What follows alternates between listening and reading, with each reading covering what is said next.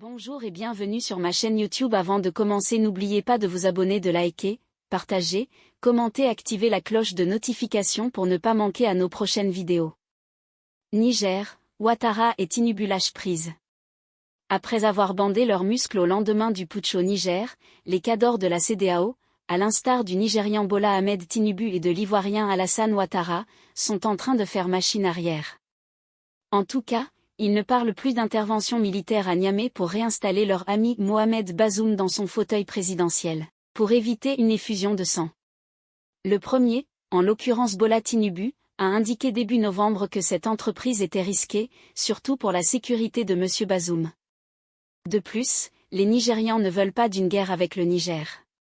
Le Nigeria partage une frontière avec le Niger qui s'étend sur 7 de nos États.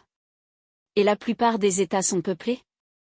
Nous reconnaissons les souhaits de notre peuple, ils ne veulent pas d'une guerre, mais cela ne veut pas dire que nous ne pouvons pas prendre des mesures audacieuses et décisives. Mais je dois guider la CEDEAO avec prudence et régularité, afin que nous gérions notre colère avec soin.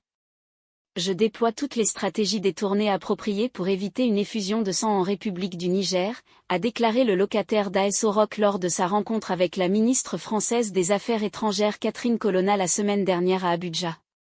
L'état-major militaire ivoirien jugeait l'opération trop sensible.